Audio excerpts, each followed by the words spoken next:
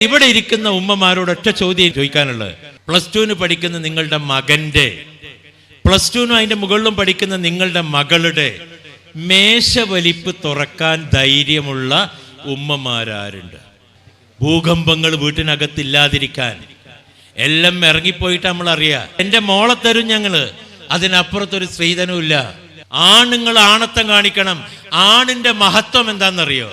ഉപ്പ, നമ്മുടെ കുടുംബസംഗമത്തിന് വരുന്നൊരു പെൺകുട്ടിയില്ലേ, നമ്മളെ കുടുംബസംഗമത്തിനൊക്കെ ഉണ്ടാകുന്ന ഒരു പെൺകുട്ടി ഈ മഴയത്തോളിങ്ങനെ നിൽക്കണുണ്ട്. കുട്ടികൾ യാത്ര പോകുന്നുണ്ടെങ്കിൽ, ഒറ്റയ്ക്ക് യാത്ര പോകുന്നുണ്ടെങ്കിൽ നിങ്ങൾ സൂക്ഷിക്കുക. അവരുടെ ഇടയിൽ കല്യാണം കഴിഞ്ഞതിന്റെ പിറ്റേന്ന് വീടെടുത്ത് പോയവരാ. എന്തേ? പ്രൈവസി വേണം. കുട്ടിക്ക് കുപ്പിപ്പാല് കിട്ടിയാലേ ഒരു സുഖമാവുള്ളൂ എന്നാ. മക്കളെ ഇത്ര പ്രായത്തിൽ ഈ ചെറുപ്പത്തിൽ തന്നെ കുപ്പിപ്പാല് കൊടുത്താല് വലുതായാൽ ഈ മക്കളാരും കുപ്പി വിടൂലട്ടാ. നമ്മുടെ ആൺകുട്ടികൾക്കും പെൺകുട്ടികൾക്കും വീട്ടിക്ക് കയറുമ്പോ എന്ന് പറയുന്ന ആഹ്ലാദം ഉണ്ടാകുന്നുണ്ടോ എന്നുള്ളതാ. ആശ്വാസവും ആനന്ദവും നൽകുന്ന ഒരു കിടപ്പറ നമ്മുടെ വീട്ടിലൊക്കെ ഉണ്ടോ? പെണ്ണുങ്ങൾ വിചാരിച്ചാല് ഒരു കുടുംബത്തിനെ നേർവഴിക്ക് നടത്താൻ പറ്റൂ എന്നുള്ളതാണ്. എങ്ങനെയാണ് ഭർത്താവിനെ സ്വീകരിക്കേണ്ടത്? നമ്മളായതുകൊണ്ട് തന്നെ പിന്നെ ആ വീട്ടിൽ തന്നെ കയറി വരുന്നത്. അല്ലെങ്കിൽ വേറെ ഏതെങ്കിലും വീട്ടില് വാതിൽ മുട്ടാനാ നമുക്ക് തോന്നുക. കാരണം ഈ കുടുംബസംഗമത്തിന്റെ ഏറ്റവും വലിയ ഒരു സന്ദേശം കൂട്ടിയിണക്കാം, അറ്റുപോവാതിരിക്കാൻ എന്ന ഈ സന്ദേശം എങ്ങനെയാണ് പ്രാവർത്തികമാക്കുക? കുട്ടികളെ സംബന്ധിച്ചിടത്തോളം, ഇന്നത്തെ തലമുറയിലെ ഏറ്റവും പുതിയ കുടുംബങ്ങളെ സംബന്ധിച്ചിടത്തോളം അവർക്ക് കുടുംബ ബന്ധങ്ങളുടെ മഹിമ അറിഞ്ഞുകൂടാ. ഞാനും എൻ്റെ ഭാര്യയും എൻ്റെ 1 1.5 മക്കളും ഇപ്പൊ അങ്ങനെയൊക്കെയുള്ളൂ. കുടുംബത്തില് 2 മക്കളെന്നൊക്കെ തികച്ചുള്ള കുടുംബങ്ങൾ കുറവാ. 1.5 കുട്ടി എന്നൊക്കെ പറയാ. മൂത്ത കുട്ടി +2 പഠിക്കുന്നു, രണ്ടാമത്തെ കുട്ടി LKGക്ക് പഠിക്കുന്നു. അപ്പൊ ഇതിനെ 1 2 എന്ന് പറയാൻ പറ്റുമോ, അതോ 1.5 എന്നാണോ പറയുക? എൻ്റെ വല്യമ്മക്ക് 11 മക്കള്, 13 ഉണ്ടായിരുന്നു, 2 പോയി. 11 മക്കളുണ്ടായിരുന്നു. ഈ 11 പ്രസവിച്ചതാണ്, സിസേറിയനല്ല. 11 മക്കളെയും പ്രസവിച്ചതാണ്. അപ്പൊ വല്യമ്മയുടെ ഒരു കുടുംബ ആധിപത്യമുണ്ട്. വല്യമ്മയാണ് ആ കുടുംബത്തിലെ കാരണവര്. വല്യപ്പ കുടുംബത്തിലുണ്ടെങ്കിൽ പോലും മക്കളെയൊക്കെ കൂട്ടിച്ചേർക്കുന്നതും മക്കൾക്ക് വേണ്ടതൊക്കെ ഒരുക്കുന്നതൊക്കെ വല്യമ്മയായിരുന്നു. ഞാൻ എപ്പോഴും ഓർക്കാറുള്ളത്, എൻ്റെ കുട്ടിക്കാലത്ത് എനിക്ക് തോന്നുന്നു ഞാനൊരു 20-23 വയസ്സ് വരെ ഞാൻ എൻ്റെ വല്യമ്മയെ കണ്ടിട്ടുണ്ട്. ആ കാലഘട്ടത്തിൽ എൻ്റെ മാതൃക വനിത എന്ന് പറയുന്നത് ഒരു സംശയമില്ല എൻ്റെ വല്യമ്മയാണ്.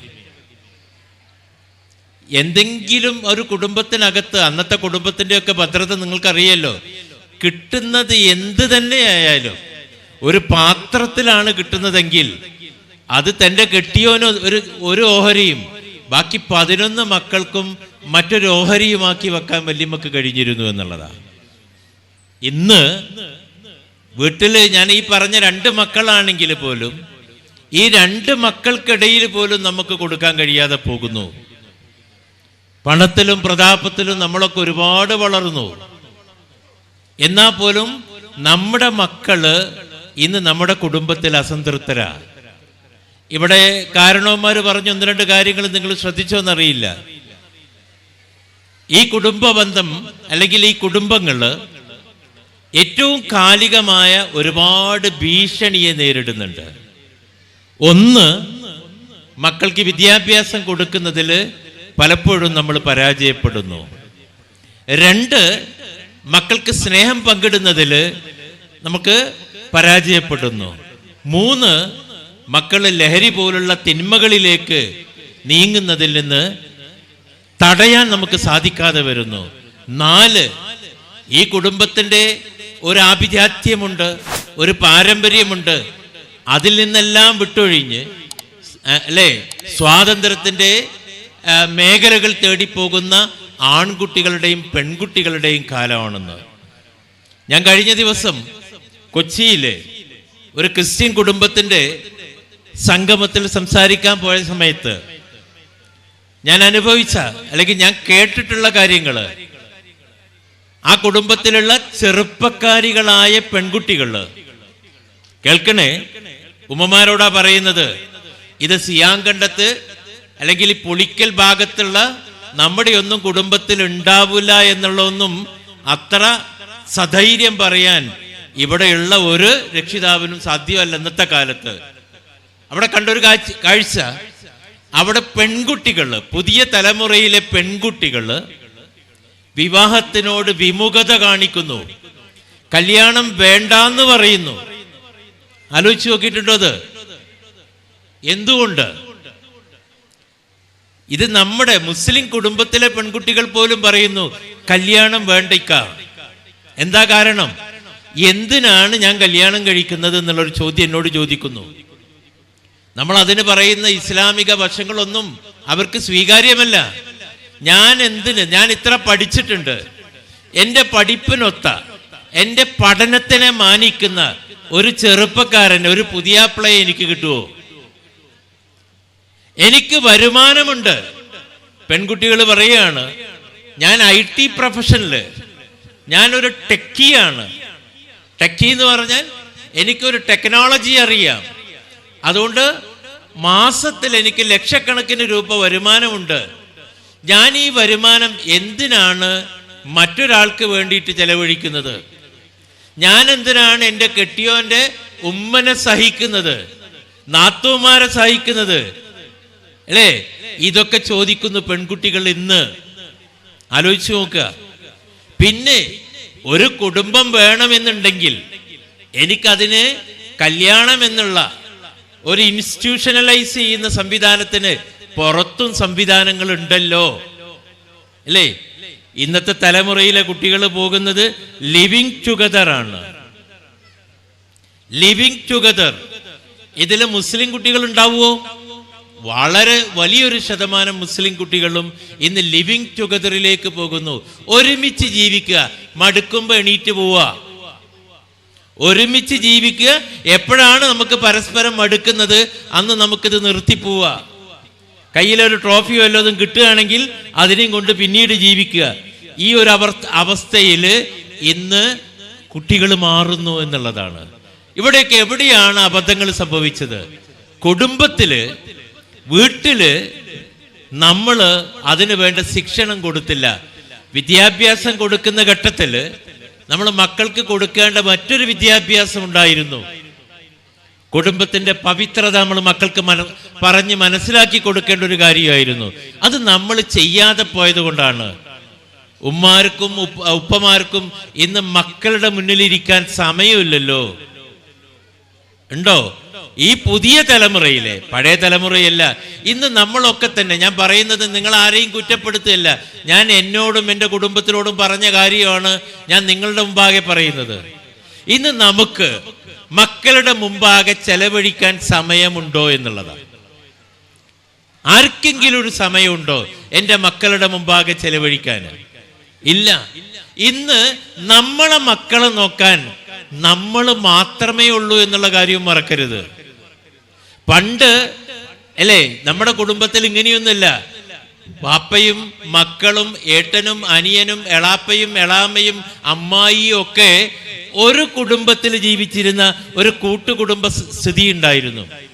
ഒരുപാട് പോരായ്മകൾ അതിനുണ്ടായിരിക്കും, എന്നാലും ചില നന്മകൾ ഉണ്ടായിരുന്നു അതിന്. എന്തായിരുന്നു എന്നറിയോ? ഞാൻ എൻ്റെ കുട്ടിയെ നോക്കിയിട്ടില്ലെങ്കിലും എൻ്റെ കുട്ടിയുടെ വളർച്ചയിൽ എൻ്റെ സഹോദരങ്ങൾക്കും പങ്കുണ്ടായിരുന്നു, അല്ലേ?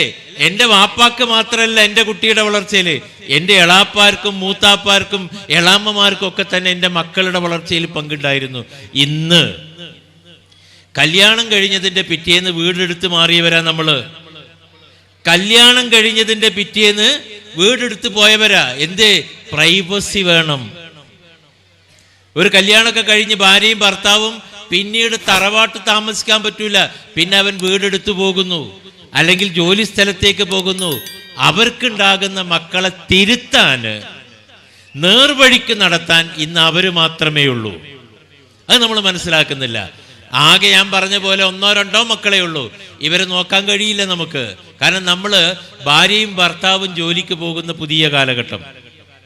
രാവിലെ ആയാൽ ഭാര്യയും ഭർത്താവും ജോലിക്ക് പോകും. മക്കൾ എന്ത് ചെയ്യും? മക്കൾ ഒന്നുകിൽ വീട്ടിൽ ഏതെങ്കിലും ആയമാരുടെ കീഴിൽ, അല്ലെങ്കിൽ TV-ക്ക് മുമ്പിൽ, അല്ലെങ്കിൽ അവരുടെ കയ്യിലുള്ള മൊബൈൽ ഫോണിന്റെ മുമ്പിലാണ് കൊച്ചുകുട്ടികൾ പോലും. അങ്ങനെയല്ലേ ഉള്ളത്? ഈ ഇരിക്കുന്ന സദസ്സിൽ ഇന്ന് ഉച്ചക്ക് നിങ്ങൾ കാണുന്ന ഏറ്റവും രസകരമായ ഒരു കാഴ്ച നിങ്ങൾ കണ്ടോളൂ കേട്ടോ. ഇന്ന് ഉച്ചക്ക് ഈ പന്തലിൽ കാണുന്ന ഏറ്റവും സുന്ദരമായ കാഴ്ച എന്തായിരിക്കും അറിയോ? ഈ ഉമ്മമാര് കുട്ടികൾക്ക്, കൈക്കുഞ്ഞുങ്ങൾക്ക് ഭക്ഷണം കൊടുക്കുന്നത് കാണാം. എങ്ങനെയായിരിക്കും അത് കൊടുക്കുക? ആ കുട്ടിയുടെ കയ്യിൽ ഒരു ഫോണും കൊടുക്കും, മൊബൈൽ ഫോണ്. കുട്ടി ആ മൊബൈൽ ഫോണും നോക്കിയിരിക്കുമ്പോഴേ ആ കുട്ടി അറിയാതെയാണ് അവനെ തീറ്റിക്കുക. ഇല്ലെങ്കിൽ നമ്മൾ പറയുന്നൊരു കാരണമുണ്ട്, കുട്ടി തിന്നൂല ഇല്ലെങ്കിൽ, ഫോണില്ലെങ്കിൽ എന്നാ. ഇതൊരു ക്രെഡിറ്റിലായിട്ടാ പറയാ അല്ലേ? പണ്ട് ഉമ്മാന്റെ ഒക്കത്തിരുന്ന് ഉമ്മ ഒരു കയ്യിൽ ചോറ്റുപാത്രം എടുത്ത് അതിനകത്ത് ഇത്തിരി വെന്ത ചോറിട്ട് അതിൽ വെന്ത വെളിച്ചെണ്ണ ഒഴിച്ച് ഒരു പപ്പടം പൊടിച്ച് അതങ്ങനെ ചുരുട്ടിയിട്ട് ഇത്തിരി ഉപ്പൊക്കെ ഇട്ടിട്ട് തന്നിരുന്നവരുണ്ട്. എനിക്ക് കിട്ടിയിട്ടുണ്ട്, നിങ്ങൾക്ക് കിട്ടിയോന്ന് എനിക്ക് അറിഞ്ഞൂടാ. വേറെ ഒരു കറിയില്ല. എന്നിട്ട് മുറ്റത്തേക്ക് അങ്ങോട്ട് ഇറങ്ങും. രാത്രിയാണെങ്കിൽ അമ്പിളിമാമനെ കാണിച്ചു തരും, മോനെ തിന്നോ. അമ്പിളിമാമ ഇല്ലെങ്കിൽ വന്ന് തിന്നും. നമ്മൾ വയറ് നിറച്ച് കഴിക്കും. അല്ലെങ്കിൽ ഉമ്മ പാട്ട് പാടിത്തരും. ഏതെങ്കിലും പാട്ടുകൾ നമ്മൾ പഠിച്ചതൊക്കെ തന്നെ മദ്രസയിൽ പോകുന്നതിന് മുമ്പ് അല്ലേ നമ്മൾ പഠിച്ച നല്ല പാട്ടുകളുണ്ട്. ഇന്ന് മടിയിൽ കടന്നിട്ട് മടിയിൽ ഇരുത്തിയിട്ട് ചോറ് വിളമ്പി കൊടുക്കുന്ന പെണ്ണുങ്ങളെ കണ്ടിട്ടുണ്ടോ നിങ്ങൾ? ഞാനൊരു സദസ്സ് ചോദിച്ചേ, എന്തേ മക്കൾക്ക് മടിയിൽ കിടത്തി ചോറ് കൊടുക്കാത്തതെന്ന് ചോദിച്ചപ്പോൾ ആ പെണ്ണ് പറഞ്ഞ മറുപടിയാണ്, മാഷ നിങ്ങൾ പറഞ്ഞ മാതിരിയൊന്നുമല്ല, 5000 ഉറുപ്പ്യൻ്റെ സാരി അത്. ഈ സാരിയിൽ 2 വട്ടം കുട്ടിക്ക് ചോറ് കൊടുത്താൽ പിന്നെ ഈ സാരി പിന്നെ എടുക്കാൻ പറ്റൂല. അതുകൊണ്ട് കുട്ടികൾ ഒറ്റയ്ക്ക് കഴിക്കട്ടെ. തിന്നണേക്കാളും കൂടുതൽ പുറത്തായിരിക്കും. മക്കൾക്ക് ഭക്ഷണം വിളമ്പി കൊടുക്കാൻ, മുലപ്പാല് കൊടുക്കാൻ തയ്യാറില്ലാത്തൊരു തലമുറയിലാണ് നമ്മളൊക്കെ. പലപ്പോഴും 1 വയസ്സ് പോലും തികയുന്നതിന് മുമ്പ് മുലപ്പാല് കൊടുക്കുന്നത് നിർത്തുന്ന ഉമ്മമാരാണ് എൻ്റെ മുമ്പിൽ ഇരിക്കുന്നവർ. മുലപ്പാല് കൊടുക്കാൻ ഇന്ന് എന്താ പറയുക, എൻ്റെ കുട്ടിക്ക് അതൊക്കെ പറ്റൂല, എൻ്റെ കുട്ടിക്ക് കുപ്പിപ്പാല് കൊടുത്താലേ ശരിയാവുള്ളൂ എന്നാ. ഇതൊക്കെ എന്നോട് പറയാറുണ്ട്. കാരണം കുടുംബ സംഗമങ്ങളിൽ ഞാൻ ഒരുപാട് പങ്കെടുക്കുന്നതുകൊണ്ട് പല ഉമ്മമാരും എന്നോട് ഷെയർ ചെയ്യുന്ന കാര്യമാണ്, കുട്ടിക്ക് കുപ്പിപ്പാല് കിട്ടിയാലേ ഒരു സുഖമാവുള്ളൂ എന്നാ. അത് ഉമ്മാക്ക് മുലപ്പാൽ കൊടുക്കാനുള്ള മടിയിൽ നിന്നുണ്ടാകുന്നതാ. ഞാൻ അവരോട് പറഞ്ഞിട്ടുണ്ട്, മക്കളെ ഇത്ര പ്രായത്തിൽ ഈ ചെറുപ്പത്തിൽ തന്നെ കുപ്പിപ്പാല് കൊടുത്താൽ വലുതായാൽ ഈ മക്കളാരും കുപ്പി വിടൂലട്ടാ. മക്കൾക്ക് വലുതായാലും കുപ്പി ഏതെങ്കിലും നേരം ആകുമ്പോഴേക്കും ഒരു കുപ്പി കിട്ടിയില്ലെങ്കിൽ പിന്നെ ഒരു സ്വസ്ഥത കിട്ടൂല. അതുകൊണ്ട് 2-2.5 വയസ്സ് വരെ പണ്ടൊക്കെ നമുക്ക് അവകാശപ്പെട്ടതാ. നിങ്ങളുടെ ഔദാര്യമല്ലത്, ഉമ്മമാരുടെ ഔദാര്യമല്ല മുലപ്പാൽ എന്ന് പറയുന്നത്, മക്കളുടെ അവകാശമാണ്. അത് കൃത്യമായിട്ട് കൊടുക്കണം. എന്തെങ്കിലുമൊക്കെ അസുഖം പേര് പറഞ്ഞിട്ട് അല്ലേ സൗന്ദര്യം പോകുന്നുള്ളതാണ് ഒന്നാമത്തെ കാരണം. മുലപ്പാൽ കൊടുത്തിട്ട് സൗന്ദര്യം പോയ ലോകത്ത് ഒരേ ഒരു പെണ്ണ് ആരായിരിക്കും? അത് നിർത്തണ പെണ്ണ് മാത്രമായിരിക്കും. അല്ലാതെ ഒരാൾക്കും സൗന്ദര്യം പോവില്ല. തൻ്റെ കുട്ടിയെ സംബന്ധിച്ചിടത്തോളം അവൻ അവകാശപ്പെട്ടത് ചെറുപ്പത്തിൽ നിഷേധിക്കുക. ഒരു കുടുംബത്തിൻ്റെ കെട്ടുറപ്പൊക്കെ വരുന്നത് കുടുംബത്തിലെ നാഥയായ പെണ്ണിൽ നിന്ന് തന്നെയാണ്, ഒരു സംശയമില്ല. ആണിന് റോളുണ്ട് കേട്ടോ, അത് പറയാം. ഈ സദസ്സിൽ ഏറ്റവും കൂടുതൽ പെണ്ണുങ്ങളെ കാണുന്നോണ്ടാ പറയുന്നത്. പെണ്ണെന്നെയാണ് വീടിൻ്റെ എന്താണ് പൊൻവിളക്കല്ലേ. വീടിനു പൊന്മണി വിളക്കു നീ, വീടിനു പൊന്മണി വിളക്കു നീ, തറവാടിനു നിധി നീ കുടുംബിനി, വീടിനു പൊന്മണി വിളക്കു നീ, തറവാടിനു നിധി നീ കുടുംബിനി. സത്യമല്ലേ ഇത്? വീടിൻ്റെ പൊന്മണി എന്ന് പറഞ്ഞ പെണ്ണുങ്ങൾ തന്നെയാണ്. പെണ്ണുങ്ങൾ വിചാരിച്ചാൽ ഒരു കുടുംബത്തിനെ നേർവഴിക്ക് നടത്താൻ പറ്റും എന്നുള്ളതാണ്. പൂമുഖവാതിൽക്കൽ സ്നേഹം വിടർത്തുന്ന പൂന്തിങ്കളാകുന്നു ഭാര്യ, ഞാൻ സദസ്സിനോട് ചോദിച്ചു, ആരാണ് ഈ പാട്ട് എഴുതിയെന്ന് അറിയുമെന്ന് ചോദിച്ചു. ആരാണ് ഈ പാട്ട് എഴുതിയെന്ന് അറിയുമെന്ന് ചോദിച്ചു. അപ്പോൾ ഒരു കാരണവർ എണീറ്റെന്ന് പറഞ്ഞു, ആരാ എഴുതിയെന്ന് എനിക്കറിയില്ല, പക്ഷെ ഒരു കാര്യം എനിക്ക് ഉറപ്പാണ്, ആരോ പെണ്ണിട്ടാത്ത ആരോ എഴുതിയ പാട്ടായി പാട്ടെന്ന്. സത്യമാണോ അത്?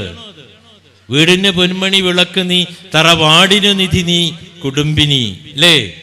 അതേപോലെ തന്നെ പൂമുഖവാതിൽക്കൽ സ്നേഹം വിടർത്തുന്ന പൂന്തിങ്കളാകുന്നു ഭാര്യ.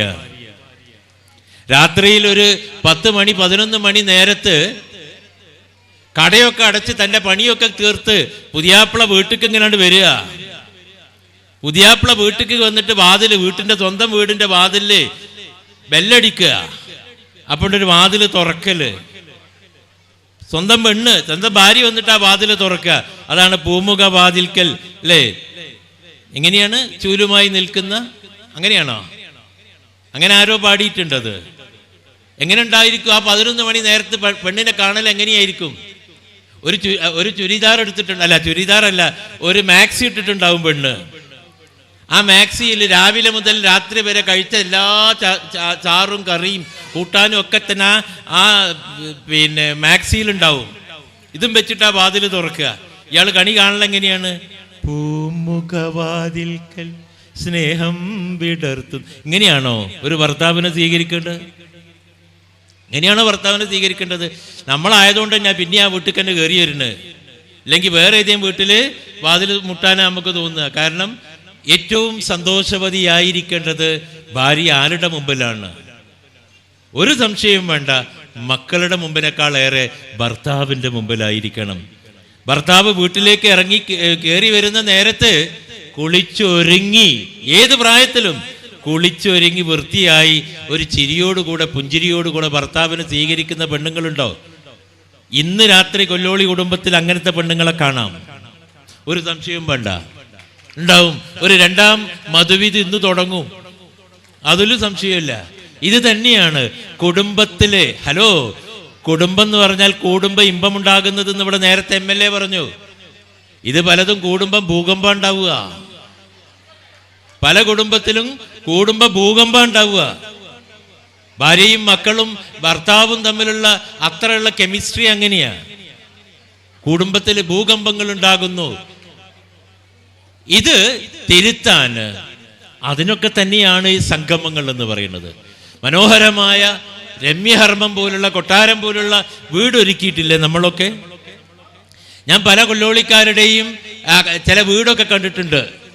കാണുമ്പോൾ എനിക്ക് തോന്നുന്നു ഇത് ടിപ്പു സുൽത്താൻ ഉണ്ടാക്കിയതാണോ എന്ന് വരെ എനിക്ക് തോന്നിയിട്ടുണ്ട്. അതോ MA യൂസുഫ് അലിൻ്റെ വീടാണോ എന്ന് വരെ തോന്നിയിട്ടുണ്ട്.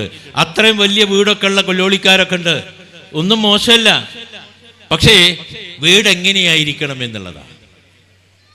മലയാളത്തിൽ ഒരു കവി പറഞ്ഞിട്ടുണ്ട്, ആ എന്നുള്ളത് അമ്മയാണെങ്കിൽ, ആ എന്നുള്ളത് അമ്മയാണെങ്കിൽ, ആ എന്ന് നീട്ടിയാൽ അത് വീടാവണം. കേട്ടിട്ടുണ്ടോ അത്? ആ എന്നുള്ളത് അമ്മയാണെങ്കിൽ, ആ എന്നുള്ളതെന്ന് നീട്ടിയാൽ അത് വീടാവണം. എന്താണ് അങ്ങനെ ആ എന്ന് പറയുന്ന കാര്യം? വീട്ടിനകത്ത് വീടിനൊരു സ്വീകരണ മുറിയുണ്ട്. നമ്മുടെയൊക്കെ വീടിന് ഒരു സ്വീകരണ മുറിയുണ്ട്. ആ സ്വീകരണ മുറി നമുക്ക് എന്ത് നൽകണം എന്നുള്ളതാണ്. വീട്ടിലേക്ക് കയറി വരുന്ന മുറിയാണ് സ്വീകരണ മുറി.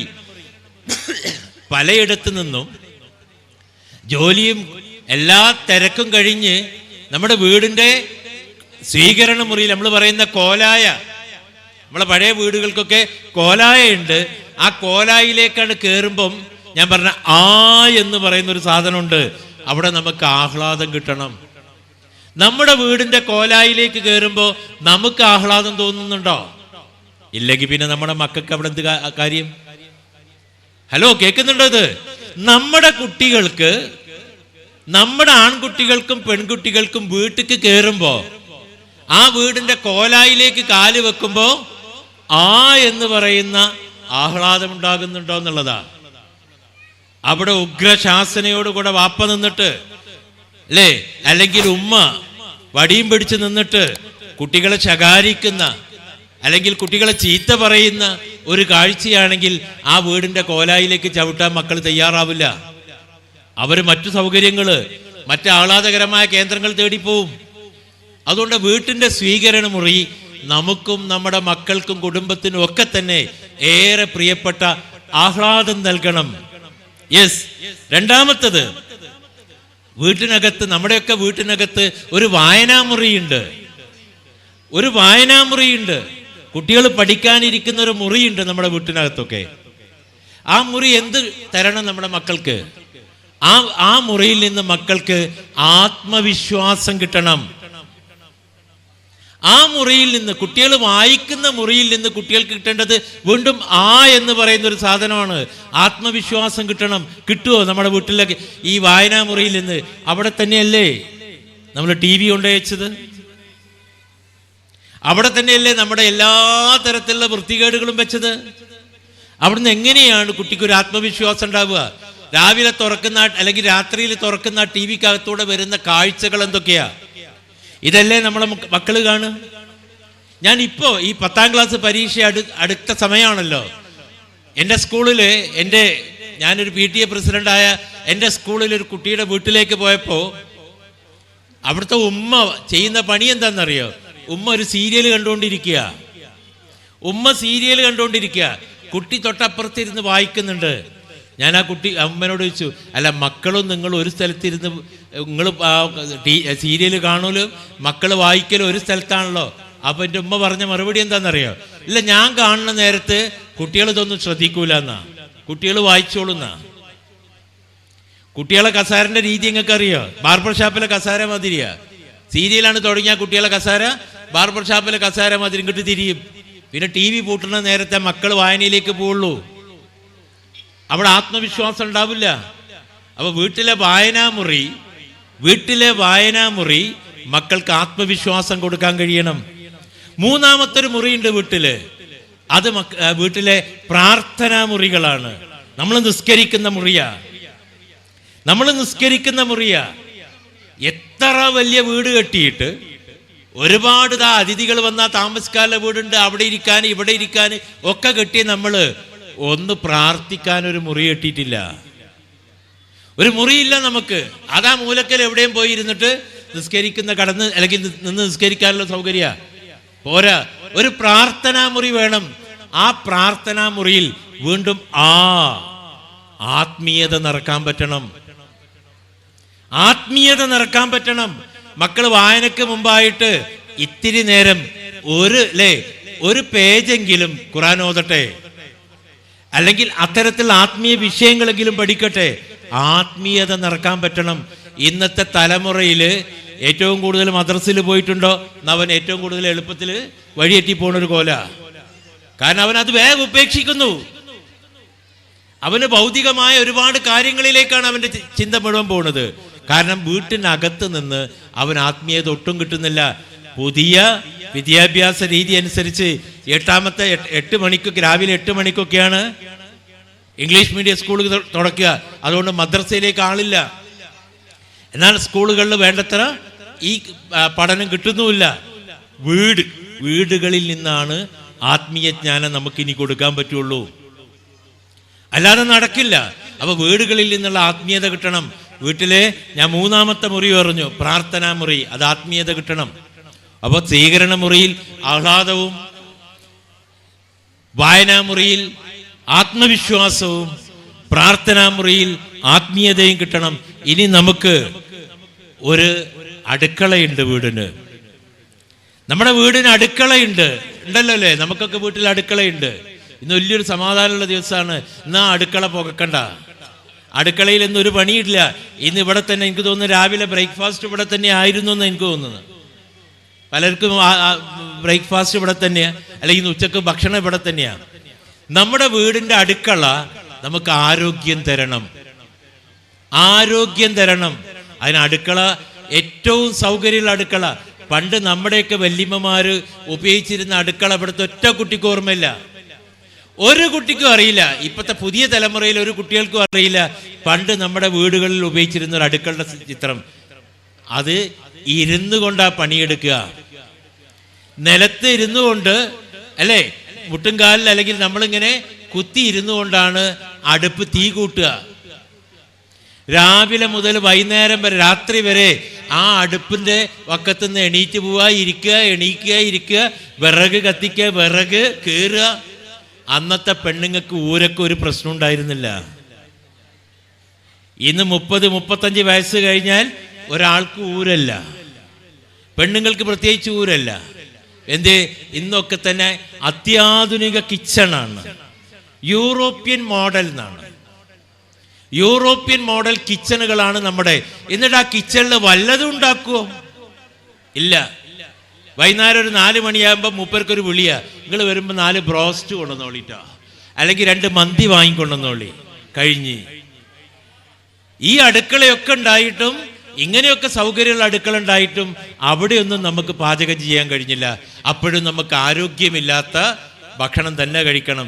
ഈ മക്കൾക്കൊക്കെ തന്നെ ജങ്ക് ഫുഡ് മാത്രമാണ് നമ്മൾ കൊടുക്കുക. Junk food. ആ കുട്ടികൾ ഭയങ്കര തടിയടിക്കുന്നത് കണ്ടോ നിങ്ങൾ? ഈ ലെയ്സ് എന്ന് പറയുന്ന ഒരു സാധനമുണ്ട്, അതിൻ്റെ പാക്കറ്റിൻ്റെ വണ്ണം കണ്ടിട്ടില്ലേ? അത് പെൺകുട്ടികൾ ഈ സാധനം കഴിച്ചാൽ, ലെയ്സ് എന്ന് പറയുന്ന സാധനം കഴിച്ചാൽ അതുപോലെയാവും. ഇതൊക്കെ നമ്മുടെ മക്കൾക്ക് അറിയില്ല, ഇതാരും പറഞ്ഞു കൊടുക്കൂല. അപ്പൊ അതുകൊണ്ടാണ് ആരോഗ്യം പ്രദാനം ചെയ്യുന്ന ഒരു അടുക്കള വേണം. ഇനി ഞാൻ നമ്മുടെ വീടിന്റെ 5ാമത്തെ മുറിയിലേക്ക് കിടക്കുക. 5ാമത്തെ മുറി അത് കിടപ്പറയാ. നമുക്കൊരു ബെഡ്റൂം ഉണ്ട്, കിടപ്പറയാണ്. അത് നമുക്ക് എന്തായിരിക്കണം? അത് നമുക്ക് ആശ്വാസം നൽകണം, ആനന്ദം നൽകണം. ആശ്വാസവും ആനന്ദവും നൽകുന്ന ഒരു കിടപ്പറ നമ്മുടെ വീട്ടിലൊക്കെ ഉണ്ടോ? ഞാന് കോഴിക്കോട് കുറ്റിച്ചിറയിലെ എൻ്റെ ഒരു സുഹൃത്തിൻ്റെ മകളുടെ കല്യാണത്തിന് പോയി. കല്യാണത്തിൻ്റെ തലേ ദിവസമാണ് പോയത്. അപ്പോൾ കല്യാണത്തിന് പോയി, ആ തലേ ദിവസം ആയതുകൊണ്ട് അവിടെ ഒരുപാട് ചടങ്ങുകളൊക്കെ ഉണ്ട്. അപ്പോൾ എന്നോട് എൻ്റെ സുഹൃത്ത് ചോദിച്ചു, മണിയറ കാണണ്ടേ, മണിയറ കാണണ്ടേന്ന് ചോദിച്ചു. അപ്പോൾ എനിക്കും തോന്നി കൗതുകം. ഞാൻ അരീക്കോട്ടുകാരൻ, നമ്മൾക്ക് അവിടെ അങ്ങനെ ഒരു സംവിധാനമൊന്നുമില്ല. അപ്പോൾ അറ കാണാൻ വേണ്ടിയിട്ട് ഞാൻ എൻ്റെ സുഹൃത്തിൻ്റെ കൂടെ ചെന്നപ്പോഴാണ് ഞെട്ടിപ്പോയത്. അതൊരു 1-1.5 അറയാണ്. ഈ പുളിക്കൽ സിയാങ്കണ്ടത്ത് അങ്ങനെ അറ ഒരുക്കുന്നവരുണ്ടോയെന്ന് എനിക്ക് അറിഞ്ഞൂടാ. അതൊരു 1-1.5 അറ. എന്താണ്? ഒരു സ്റ്റേജ് പോലെ വലിപ്പമുള്ള, വലിയ സ്റ്റേജ് പോലെ വലിപ്പമുള്ളൊരു ബെഡ് ഉണ്ട് അതിനകത്ത്. അതിലേതാ റിമി ടോമിൻ്റെ ഗാനമേളയൊക്കെ നടത്താൻ പറ്റും. അത്ര വലിയൊരു കിടപ്പറയാണ്, അല്ലെങ്കിൽ ബെഡാണ്. പിന്നെ കുറേ അലമറകളുണ്ട്, പലതുണ്ട്. അപ്പോൾ എന്നോട് എൻ്റെ സുഹൃത്ത് ചോദിച്ചു, എന്തെങ്കിലും കുറവുണ്ടോ, എന്തെങ്കിലും കുറവുണ്ടോ? കല്യാണത്തിൻ്റെ തലേന്നായി ചോദിക്കണത്. ഞാൻ പറഞ്ഞേ, കുറവുണ്ട് ഇതിനകത്ത്. എന്താ ഇതിനകത്തുള്ള കുറവ് ചോദിച്ചപ്പോൾ ഞാൻ പറഞ്ഞു, 2 കസേരകൾ ഇതിനകത്ത് കുറവുണ്ട്. 2 കസേരകളുടെ കുറവുണ്ട് നമ്മുടെയൊക്കെ ബെഡ്റൂമിനകത്ത്. അതെന്താ? ഭാര്യക്കും ഭർത്താവിനും വന്ന് ഇരിക്കാനുള്ള, ജോലിയൊക്കെ കഴിഞ്ഞ് ഭാര്യ അടുക്കളയിൽ നിന്ന് വന്ന് ഇരിക്കാൻ ഒരു കസേര വേണം. അവൾ ഇരിക്കുന്നത്, അവൾ പറയുന്നത് കേൾക്കാൻ ഭർത്താവിന് ഇരിക്കാനുള്ള ഒരു കസേര വേണം. കിടപ്പ് മുറിയിൽ വേണ്ടത് 2 കസേരകളാ. അപ്പൊ എന്നോട് ഇവൻ്റെ ഒരു ചോദ്യം, കിടപ്പ് മുറിയിൽ കസേര ഉണ്ടാവുമോ? കിടപ്പ് മുറിയിൽ ബെഡല്ലേ വേണ്ടത്? അല്ല. ഇന്ന് നമ്മുടെ ഭാര്യയും ഭർത്താവും തമ്മിലുള്ള സംസാരം തന്നെ കുറവാ. നേരാൻ വണ്ണം അവർക്ക് ഒരുമിച്ചിരുന്നൊന്ന് വർത്താനം പറയാൻ കഴിയുന്നുണ്ടോ? വർത്താനം പറയാൻ വേണ്ടിയിട്ട് ടൂർ പോവല്. സ്വന്തം വീട്ടിൽ നിന്ന് വർത്താനം പറയാൻ കഴിയുന്നില്ല. അവിടെ അമ്മായിയമ്മ ഉണ്ടാവും, നാത്തൂന്മാരുണ്ടാവും. ഓല മുന്നിൽ നിന്ന് എന്ത് വർത്താനം പറയാനാ? ഇനി കുറച്ച് കഴിയുമ്പോഴേക്ക് 3-4 മക്കളുണ്ടാവും. അത് അങ്ങോട്ട് കയറി ഇങ്ങോട്ട് കയറി, ഇവരടിയിൽ നിന്ന് എന്ത് വർത്താനം പറയാനാ? ഒന്ന് പ്രണയിച്ചുകൊണ്ട് ഭാര്യയും ഭർത്താവും അന്യോന്യം വർത്താനം പറഞ്ഞിട്ട് എത്ര കാലായി? ഇന്നെങ്കിലും കൊല്ലോളി കുടുംബ സംഗമത്തിന്റെ ഒരു പ്രോഡക്റ്റ് എന്നുള്ളതിൽ ഞാൻ പറയാം, ഇന്നെങ്കിലും പെണ്ണുങ്ങളെ അല്ലെങ്കിൽ ആണുങ്ങളോടും പറയാണ്, ഇന്ന് വീട്ടിലെ കുടുംബത്തില് നിങ്ങളുടെ ബെഡ്റൂമിനകത്ത് 2 കസേര കൊണ്ടുപോയിടുക. എന്നിട്ട് ജോലിയൊക്കെ കഴിഞ്ഞ് വന്നിട്ട് അവിടെ ഇരിക്കുക. എന്നിട്ട് ഭർത്താവിൻ്റെ ഒരു ചോദ്യം, എന്താ അടി ആകെ മുഖമൊക്കെ ഒന്ന് കരിവാളിച്ചത്, എന്താ എനിക്ക് പറ്റിയത്? ഓള് മനസ്സിൽ കരുത്, ഇന്നെങ്കിലും നിങ്ങൾ ചോദിച്ചല്ലോ, ഇത് കല്യാണം കഴിച്ച് കൊണ്ടുവന്നിട്ട് എത്ര കൊല്ലായി എന്നറിയോ? ഇന്നെങ്കിലും നിങ്ങൾ അതൊന്ന് ചോദിച്ചല്ലോ. അല്ല അല്ല മനുഷ്യ, നിങ്ങളെ കഥ എന്താണ്? നിങ്ങൾ ഇങ്ങനെ നായ്പാച്ചിൽ പായ്യ, നിങ്ങൾക്കൊന്ന് റെസ്റ്റ് ചെയ്യണ്ടേ? ഔ, എൻ്റെ ഭാര്യ ഇങ്ങനെ ഒന്ന് ചോദിച്ചല്ലോ. ഈ ചോദ്യങ്ങൾക്കും ഉത്തരങ്ങൾക്കുമായിട്ട് നമ്മുടെ കിടപ്പറ, അതാണ് ആശ്വാസം എന്ന് പറയുന്നത്. നമ്മൾ നമ്മുടേതായ ഒരു സ്വർഗം തീർക്കുന്ന ഇടമാണ് കിടപ്പറ. അതുപോലുമില്ല. ഭാര്യ കിടക്കാൻ വേണ്ടി വരുമ്പോഴേക്ക് ഭർത്താവിൻ്റെ ഒരു കൂർക്കമ്പലി ഉണ്ടാവും. ഏതോ മറ്റേ എന്താണ് കാഴ്ച ബംഗ്ലാവിലേക്കൊക്കെ പോയ മാതിരിയാ. അവിടെ ഉണ്ട് ഏതോ ഒരു മൃഗം കൂർക്കത്തിൻ്റെ ഒച്ച മാതിരി ഭർത്താവിൻ്റെ ഒരു കൂർക്കമ്പലി. ഓൾ അങ്ങോട്ടും തിരിഞ്ഞിന്ന് ഓളും കൂർക്കം വലിച്ച് അങ്ങോട്ട് ഉറങ്ങും. ഇതിങ്ങനെ 10-20 കൊല്ലമായിട്ട് ഇങ്ങനെ തുടരുന്നു. പോരാ, മക്കള് കാണട്ടെ, മക്കള് കാണട്ടെ. വാപ്പയും ഉമ്മയും തമ്മിലുള്ള പ്രണയം മക്കള് കാണട്ടെ. അറിയോ നിങ്ങൾക്ക് അതെങ്ങനെയാ കാണുക? മക്കള് കുട്ടിയായിരിക്കണ സമയത്ത് തന്നെ വാപ്പയും ഉമ്മയും അവരുടെ മുമ്പില് എനിക്ക് ഏറ്റവും ലോകത്തെ ഏറ്റവും പ്രിയപ്പെട്ടവള് നീയാണ് എന്ന് ഭാര്യയോട് പറയാൻ ഭർത്താവിന് കഴിയണം. മക്കളുടെ മുമ്പിൽ തന്നെ ഭാര്യയെ കണ്ടമാനം ചീത്ത പറയുന്ന ഭർത്താക്കന്മാരുണ്ട്. ഓ, എന്നൊക്കെ കെട്ടിക്കൊണ്ടത് പോന്നല്ല ഞാന്. ഇതൊക്കെ എത്ര വട്ടം കേട്ടിട്ടുണ്ട്. അത് നമ്മൾ ഒറ്റയ്ക്ക് കേൾക്കുകയാണെങ്കിൽ കുഴപ്പമില്ല. മക്കള് കൂടെ ഉണ്ടാകുമ്പോൾ കേട്ടാല് ഉമ്മനെ പറ്റിയ ഇത് പറയണ വാപ്പ. ഇനി വാപ്പ ഇല്ലാത്ത നേരത്ത് വാപ്പാനെ പറ്റിയുണ്ട് ഒരു വർത്താനം. എടി, എനിക്കൊക്കെ ഇതിനേക്കാളും വലിയ പുതിയാപ്പിള വന്നതാ. പക്ഷെ അന്നുണ്ടല്ല, തലയും പാലും ഇല്ലാത്ത കാലത്ത് ഞാൻ സമ്മതിച്ചതാ മൂപ്പരപ്പം പോന്നത്. എന്റെ ഗതികേട് ആരോടത് പറയണെന്നറിയോ? സ്വന്തം മക്കളോട്. വാപ്പക്കും ഉമ്മക്കും മക്കളുടെ മുമ്പിലുള്ള സ്ഥാനം എത്രയായിരിക്കും നിങ്ങൾ ആലോചിച്ച് നോക്കുക. വാപ്പന്റെ മക്കളുടെ മുമ്പിൽ വെച്ച് ഉമ്മയെ വാപ്പയൊന്ന് റെസ്പെക്ട് ചെയ്ത് നോക്കുക. ഒന്ന് ബഹുമാനിച്ചു നോക്കുക. ഈ അവിടെ ഇരിക്ക്, ഞാൻ ചായ ഉണ്ടാക്കി കൊണ്ടുവരാം.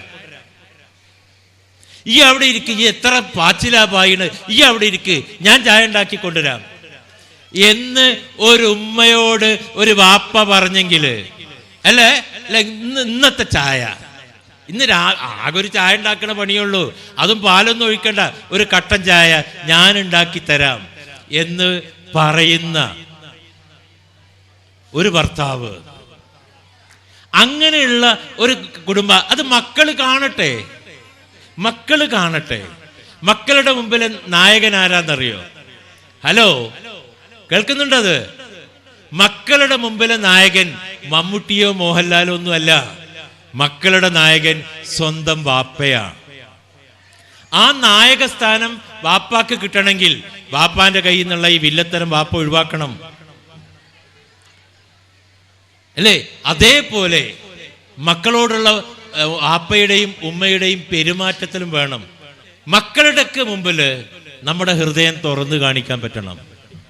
ഇല്ലെങ്കിലുള്ള അപകടം കൂടെ പറഞ്ഞ് ഞാൻ അവസാനിപ്പിക്കും. എന്താണെന്നറിയോ? ഇത് കുപ്പായത്തിന്റെ 3-ാമത്തെ കൊടുക്ക്.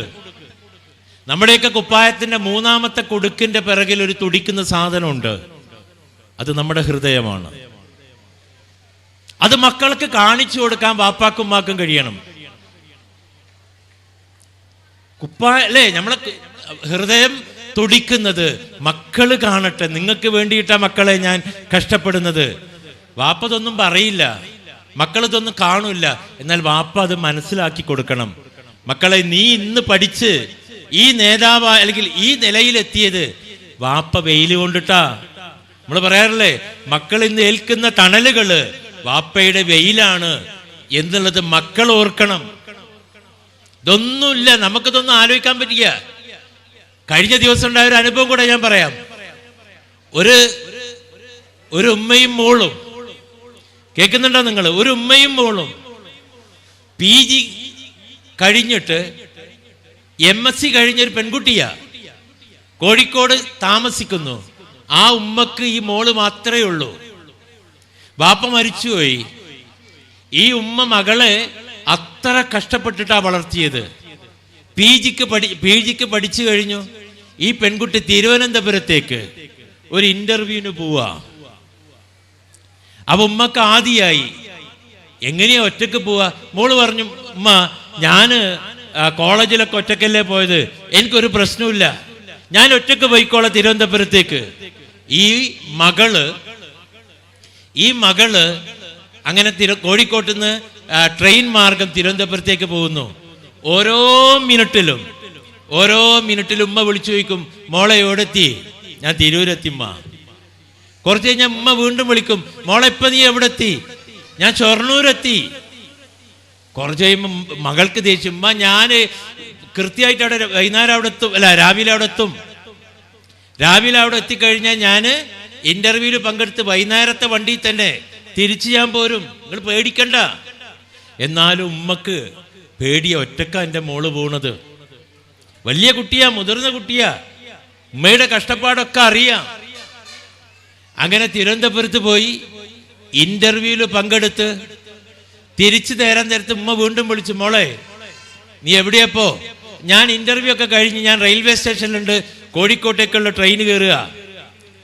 വീണ്ടും ആ ഉമ്മ ഇടയ്ക്ക് ഇങ്ങനെ വിളിക്കും, എവിടെ എത്തി മോളെ? ഞാൻ കൊല്ലത്തെത്തി. ഉമ്മ ഒരു കാര്യം ചെയ്യേ, ഉമ്മ ഉറങ്ങിക്കോളി.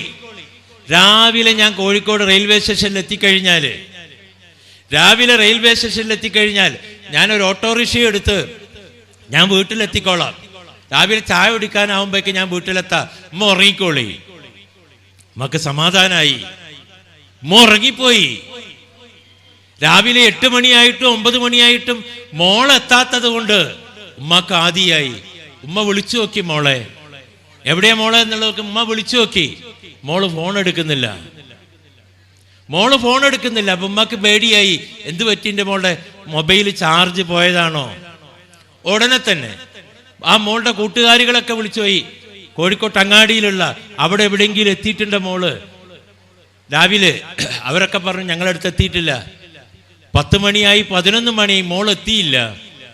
ഉമ്മ ബാക്കിയുള്ള ബന്ധുക്കളെയൊക്കെ വിളിച്ചറിയിച്ചു. അവരൊക്കെ റെയിൽവേ സ്റ്റേഷനിലേക്ക് പോയപ്പോ അവിടുന്ന് അറിഞ്ഞു, കൃത്യം 6:30 മാവേലി കോഴിക്കോട് റെയിൽവേ സ്റ്റേഷനിൽ എത്തിയിട്ടുണ്ട്. പിന്നെ എൻ്റെ മോൾ ഇവിടെ പോയി. ഉച്ചക്കൊരു 12 മണിയായപ്പോ മോള് വിളിക്കുന്നു, ഉമ്മ ഞാൻ പോവാണ്. മോളെ നീ ആരുടെ കൂടെ പോവാണ്? ഞാൻ ട്രെയിനിൽ വെച്ച് ഒരാളെ പരിചയപ്പെട്ടു. ഈ ട്രെയിനിൽ വെച്ച് ഞാൻ ഒരാളെ പരിചയപ്പെട്ടു, ഞാൻ അയാളുടെ കൂടെ പോവാ. അതിശയോക്തി ഉണ്ടോ? അത് കേവലം 3-4 മണിക്കൂർ മാത്രം പരിചയപ്പെട്ട ഒരു ചെറുപ്പക്കാരന്റെ കൂടെ ഈ പെൺകുട്ടി ഏതാ പോകുന്നു.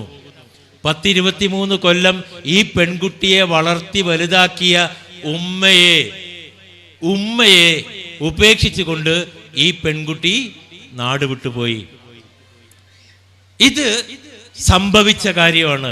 നമ്മുടെ വീടുകളിൽ നിന്നൊക്കെ ഇങ്ങനെയുള്ള ഒരു ഇറങ്ങിപ്പോക്കിന് കുട്ടികൾ തയ്യാറാവുന്നുണ്ട്. ആരും വലിയ നകളിക്കൊന്നും വേണ്ട, ഞങ്ങൾ കൊല്ലോളി കുടുംബക്കാരാണ്, ഞങ്ങളുടെ കുടുംബത്തിൽ നിന്ന് ആരും അങ്ങനെ പോകില്ല എന്നൊന്നും പറയണ്ട. ഇത് കുടുംബം നോക്കിയല്ല പോകുന്നത്. കുട്ടികൾ ഭ്രമിച്ചുകൊണ്ട് ഓരോരോ കാര്യങ്ങൾ, ഏതെങ്കിലും കാര്യം കണ്ടിട്ട്, ഒരു വാട്സാപ്പിലെ മെസ്സേജ് കണ്ടിട്ട്, അല്ലെങ്കിൽ ഒരു റീലിലെ പെർഫോമൻസ് കണ്ടിട്ട്, മൊബൈലിൽ റീൽ എന്ന് പറയുന്ന ഒരു സാധനമുണ്ട്, അതിൽ 4 പെർഫോമൻസ് ഏതെങ്കിലും ഒരാളുടെ കണ്ടാൽ പിന്നെ അതിലേക്ക് കുട്ടികൾ പോവും. അയാൾ വിളിച്ചാൽ ഇറങ്ങിപ്പോവും. കുട്ടികളല്ല, തള്ളാർ തന്നെ പോവും. പിന്നെ കുട്ടികളെ മാത്രം പറയണോ? കുറ്റിപ്പുറം എന്ന് പറയുന്ന റെയിൽവേ സ്റ്റേഷനിൽ 3-4 തള്ളാരെ പിടിച്ച്, 3-4 മക്കളുള്ള തള്ളാര്. എന്തേ? മൊബൈലിലുള്ള ഏതോ ഒരു സോഷ്യൽ മീഡിയയിലെ ഫ്രണ്ട് വിളിച്ചു വെച്ച് കൊണ്ടുപോയതാ. ഇതൊക്കെ നമ്മൾ കാണുന്നില്ലേ? ഇന്നലെ പോലും മൊബൈലില് ഒരു ആൺകുട്ടിയുടെ ഒരു ദയനീയമായ ചിത്രം പ്രത്യക്ഷപ്പെട്ടു. ഉമ്മ ഉപേക്ഷിച്ചൊരു ആൺകുട്ടിയുടെ കഥയാ. എവിടേക്കാ ഉമ്മ ഉപേക്ഷിച്ചത്? ഉമ്മ ആരുടെയും കൂടെ പോയി. ഇത് നമ്മുടെ വീടുകളിലൊക്കെ പെൺകുട്ടികളും കുടുംബനാഥകളും ഒക്കെ തന്നെ ഇറങ്ങിപ്പോവാൻ തയ്യാറെടുക്കുക. പോവാതിരിക്കാൻ എന്തുണ്ട് മാർഗം? അതാ ഞാൻ പറയുന്നത്. പോവാതിരിക്കാനുള്ള മാർഗം നമ്മുടെ മക്കൾക്ക് നമ്മുടെ ഹൃദയം കാണിച്ചു കൊടുക്കണം. അവരെ ഹൃദയത്തിൽ തൊട്ട് സ്നേഹിക്കാൻ നമുക്ക് കഴിയണം. ഹൃദയത്തിൽ തൊട്ട് മക്കളുടെ ആവശ്യങ്ങൾക്കൊപ്പം നിൽക്കണം. മക്കളുടെ ആവശ്യം ന്യായമാണെങ്കിൽ അത് സാധിച്ചു കൊടുക്കണം. അല്ലെങ്കിൽ അന്യായമാണെങ്കിൽ എന്തുകൊണ്ട് എന്നുള്ളത് മക്കളെ ബോധ്യപ്പെടുത്തണം. ഈ ഒരു അവസ്ഥ നമ്മളും കൂടെ ചെയ്യുക എന്നുള്ളതാണ്. മറ്റൊരു കാര്യം കൂടെ, ഇന്ന് വർദ്ധിച്ചു വരുന്ന മദ്യം, ലഹരി വസ്തുക്കൾ. ഇന്ന് മദ്യം അത്ര വലിയ പ്രശ്നമായിട്ട് എനിക്ക് തോന്നുന്നില്ല. എന്നാൽ ലഹരി ഉപയോഗം ആണും പെണ്ണും ഒക്കെ നിർബാധം തുടരുന്നു. എത്ര എത്ര വീഡിയോകളാണ് നമ്മൾ കാണുന്നത്. +2 പഠിക്കുന്ന പെൺകുട്ടികൾ ഇത്തരത്തിലുള്ള മാരകമായ ലഹരി വസ്തുക്കൾക്ക് അടിമപ്പെട്ടത്. ആൺകുട്ടികളുടെ കാര്യം പറയണ്ട, ഇന്ന് അതിൻ്റെ സംവിധാനങ്ങളൊക്കെ ഉണ്ട്. നമ്മുടെ നാടുകളിലൊക്കെ തന്നെ ഈ പൊളിക്കലും പെരിയമ്പലും സിയാങ്കണ്ടവും ഒക്കെ ഐക്കരപ്പടിയിലൊക്കെ തന്നെ ഇത് നിർബാധം കിട്ടും, ഇഷ്ടം പോലെ കിട്ടും. കോളേജുകളിൽ എത്തിയാൽ കോഴിക്കോട് പാളയം ബസ് സ്റ്റാൻഡിൽ ഒരു പെൺകുട്ടി ബസ് ഇറങ്ങുമ്പോൾ, അല്ലെങ്കിൽ കോഴിക്കോട് മാവൂർ റോഡിലെ മഫ്യൂസിൽ ബസ് സ്റ്റാൻഡിൽ ഒരു പെൺകുട്ടി ബസ് ഇറങ്ങുമ്പോൾ ഈ പെൺകുട്ടിയുടെ അടുത്തേക്ക് ഒരു ചെറുപ്പക്കാരൻ വരികയാണ്. ആ പെൺകുട്ടിയുടെ കയ്യിൽ ഒരു മൊബൈൽ ഫോൺ കൊടുക്കുന്നു. പിന്നീട് ഈ പെൺകുട്ടി തിരിച്ച് വൈകുന്നേരം ബസ് കയറുമ്പോൾ ഈ മൊബൈൽ ഫോണ് വാങ്ങാൻ ഇയാൾ തിരിച്ചും വരും. എന്തിനാണിത്? ഇതൊരു വലിയ റാക്ക് തന്നെ, ലഹരിയുടെ ഒരു റാക്കറ്റ് നഗരങ്ങളിലൊക്കെ പ്രവർത്തിക്കുന്നുണ്ട്. ആൺകുട്ടികളും പെൺകുട്ടികളും വ്യത്യാസമില്ലാതെ കുട്ടികൾ യാത്ര പോകുന്നുണ്ടെങ്കിൽ, ഒറ്റയ്ക്ക് യാത്ര പോകുന്നുണ്ടെങ്കിൽ നിങ്ങൾ സൂക്ഷിക്കുക, അവരുടെ ഇടയിൽ ഈ ലഹരിയുണ്ട്. ഇത് പെൺകുട്ടികൾ ഹോസ്റ്റലുകളിലൊക്കെ താമസിക്കുന്ന പെൺകുട്ടികളാണെങ്കിൽ അവരുടെ കയ്യിൽ ലഹരിയുടെ ഉപയോഗം സാധ്യതകൾ കൂടുതലാണ്. അപ്പൊ ഇതൊക്കെ കാണാൻ നമുക്ക് തിരിച്ചറിയാൻ നമുക്ക് കഴിയണം. രാവിലെ മോന് അലക്കാനിട്ട കുപ്പായുണ്ട്. മോൻ അലക്കാനിട്ടൊരു കുപ്പായം, ഈ കുപ്പായം കണ്ടിട്ട് ആ കുപ്പായത്തിൽ എന്തെങ്കിലും ഉണ്ടോ നോക്കാൻ അലക്കുകയല്ലേ, വെള്ളം നനക്കണതിന് മുമ്പ് ഉണ്ടോ നോക്കണ നേരത്താണ് ഉമ്മക്ക് ഒരു ചെറിയൊരു സ്റ്റാമ്പ് കിട്ടുന്നത്. ഉമ്മക്ക് അറിഞ്ഞുകൂടത് എന്താന്നുള്ളത്. ഉമ്മ മോനെ വിളിച്ചിട്ട് പറഞ്ഞു, ഓരോ സ്റ്റാമ്പൊക്കെ മേടിച്ചാൽ അതൊക്കെ അയക്കേണ്ടവർക്ക് അയച്ചു കൊടുക്കണം.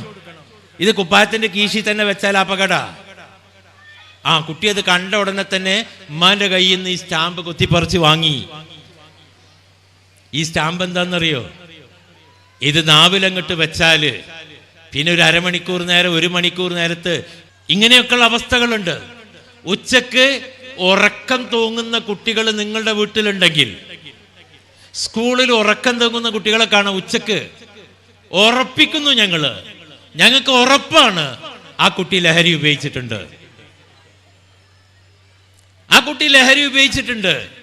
ഞങ്ങൾ കുറ്റിക്കാട്ടൂർ എന്ന് പറയുന്ന സ്ഥലത്തെ ഒരു സർക്കാർ സ്കൂളിൽ 4-5 കൊല്ലം മുമ്പ് ഞാനിങ്ങനെ ഒരു കൗൺസിലിങ്ങിന് പോയപ്പോൾ അവിടുത്തെ അവിടുത്തെ അധ്യാപകർ പറഞ്ഞു, കുട്ടികൾക്കിടയിൽ വ്യാപകമായിട്ട് ഉപയോഗം ഉണ്ട് കേട്ടോ ലഹരി വസ്തുക്കൾ. ഞാൻ ഈ കുട്ടികൾ ഒന്നായിട്ടൊരു ഹാളിനകത്തേക്ക് കയറ്റി നിർത്തി. കുട്ടികളുടെ ബാഗൊക്കെ ക്ലാസ് റൂമിൽ തന്നെ. ഹാൾ അടക്കാൻ പറഞ്ഞു, ഹാൾ അടച്ചു. പുറത്തുനിന്ന് കുറ്റിയിടാൻ പറഞ്ഞു.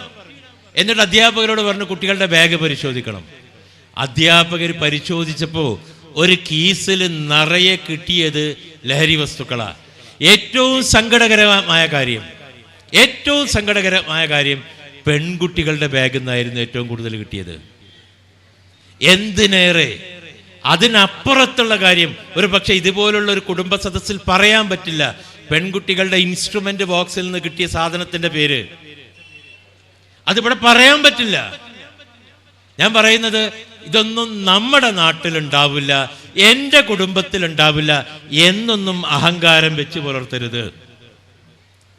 ഏതെങ്കിലും ഇവിടെ ഇരിക്കുന്ന ഉമ്മമാരോട് ഒറ്റ ചോദ്യം എനിക്ക് ചോദിക്കാനുള്ളത്, നിങ്ങളുടെ മകളുടെ +2 പഠിക്കുന്ന നിങ്ങളുടെ മകൻ്റെ, +2 അതിൻ്റെ മുകളിലും പഠിക്കുന്ന നിങ്ങളുടെ മകളുടെ മേശവലിപ്പ് തുറക്കാൻ ധൈര്യമുള്ള ഉമ്മമാരാരുണ്ട്? അത് തുറന്നാൽ നിങ്ങളൊരു വിവരം അറിയും, ആ വീട്ടിൽ നിന്ന് അവരിറങ്ങിപ്പോവും. അവരുടെ പാഠപുസ്തകങ്ങളിൽ ഒന്ന് മറിച്ച് നോക്കാൻ നിങ്ങൾക്ക് എത്ര പേർക്ക് ധൈര്യമുണ്ട്? അവരുപയോഗിക്കുന്ന മൊബൈൽ ഫോണ് അൺലോക്ക് ചെയ്ത് ആ മൊബൈൽ ഫോൺ ഒന്ന് നിങ്ങൾക്ക് പരിശോധിക്കാൻ എത്ര ഉപ്പമാർക്കും കഴിയും? ധൈര്യമില്ല. അങ്ങനെ പരിശോധിച്ചാൽ ആൺകുട്ടിയാണെങ്കിലും പെൺകുട്ടിയാണെങ്കിലും വീട് വിട്ടിറങ്ങിപ്പോകും. അതുകൊണ്ട് ശ്രദ്ധിക്കുക. ഭൂകമ്പങ്ങൾ വീട്ടിനകത്തില്ലാതിരിക്കാൻ എല്ലാം ഇറങ്ങിപ്പോയിട്ട് നമ്മൾ അറിയാം. പിന്നെ വിവാഹ മാർക്കറ്റും കൂടെ ശ്രദ്ധിക്കുക. പെണ്ണിനെ കയറ്റി വിടുമ്പോൾ, പെണ്ണിനെ കെട്ടിച്ചു വിടുമ്പോൾ ഒരു നിലക്കും പെണ്ണല്ലാത്ത ഒരു സ്ത്രീധനത്തിനെ കുറിച്ച് നമ്മൾ ചിന്തിക്കാതിരിക്കുക. എൻ്റെ പെണ്ണിനെ തരും, എൻ്റെ മോളെ തരും ഞങ്ങൾ, അതിനപ്പുറത്തൊരു സ്ത്രീധനമില്ല എന്ന് പറയാൻ നമുക്ക് കഴിയണം. കുടുംബത്തിൽ ഇനി നടക്കേണ്ട ഒരു വിപ്ലവം അതൊക്കെയാ. അല്ലെങ്കിൽ സ്ത്രീധനമില്ലാത്ത വിവാഹങ്ങൾ ഈ കുടുംബത്തിൽ പ്രോത്സാഹിപ്പിക്കണം. അതിൽ ആദ്യം ചെയ്യേണ്ടത് ഇവിടുത്തെ ആണുങ്ങൾ ആണത്തം കാണിക്കണം. ആണുങ്ങൾ ആണത്തം കാണിക്കണം. ആണിന്റെ മഹത്വം എന്താണെന്നറിയോ? ആണിന്റെ മഹത്വം 100 പവൻ പൊന്ന് മേടിച്ചവനല്ല ആണ്. സ്ത്രീധനം തികച്ച് സ്ത്രീധനം അങ്ങോട്ട് കൊടുക്കുക വേണ്ടത് മെഹറായിട്ട്. എന്നിട്ട് പെണ്ണിനെ സ്വീകരിക്കാൻ തയ്യാറുള്ള ആണുങ്ങൾ ഉണ്ടാവണം. അടുത്ത സംഗമത്തില് നിങ്ങളിപ്പോൾ 2007 സംഗമം നടത്തി എന്ന് പറഞ്ഞു. ഇനി വരാൻ പോകുന്ന സംഗമം ഇതിൽ ജീവിച്ചിരിക്കുന്ന ആൺകുട്ടികളുണ്ടെങ്കിൽ പറയാ ഞാനൊരു ആണാന്നുള്ളത് തെളിയിക്കണം. അപ്പോൾ അത്തരത്തിലുള്ള പ്രതിജ്ഞകൾ ഇത്തരം സംഗമങ്ങളിൽ നിന്നുണ്ടാവണം. ചെറിയൊരു ഉദാഹരണം ഞാൻ പറഞ്ഞുകൊണ്ട് അവസാനിപ്പിക്കുന്നു.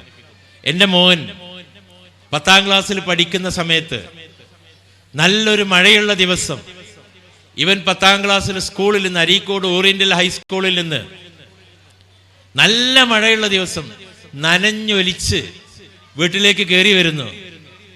അപ്പൊ ഞാൻ അവനോട് ചോദിച്ചോടാ നീ കൊട കൊണ്ടുപോയില്ലേ? നീ കൊട കൊണ്ടുപോയതല്ല, എവിടെ പോയി നിന്റെ കൊട? അവൻ പറഞ്ഞൊരു മറുപടി. അവന്റെ മറുപടി 2006 അവന്റെ SLC പരീക്ഷ. അവൻ പറഞ്ഞൊരു മറുപടി, ഉപ്പ നമ്മുടെ കുടുംബ സംഗമത്തിന് വരുന്നൊരു പെൺകുട്ടിയില്ലേ, നമ്മളെ കുടുംബ സംഗമത്തിനൊക്കെ ഉണ്ടാണ് ഒരു പെൺകുട്ടി, എൻ്റെ അമ്മായിൻ്റെ മകന്റെ കുട്ടിയാ. ഓളെ കയ്യിൽ കൊടല്ല. ഈ മഴയത്ത് ഓളിങ്ങനെ നിൽക്കണുണ്ട്. അപ്പൊ ഞാൻ എൻ്റെ കൊട ഓൾക്ക് കൊടുത്തു. ഇതിൻ്റെ മോൻ പറഞ്ഞപ്പോഴ് ഞാൻ അവനെ കെട്ടിപ്പിടിച്ചിട്ട് പറഞ്ഞു, മോനെ ഈ കുടുംബ സംഗമം കൊണ്ട് എനിക്ക് ഏറ്റവും വലിയൊരു ഗുണം കിട്ടിയത് ഇത് തന്നെയാ, സ്വന്തം ചോര തിരിച്ചറിയുക. സ്വന്തം ചോര തിരിച്ചറിയുക.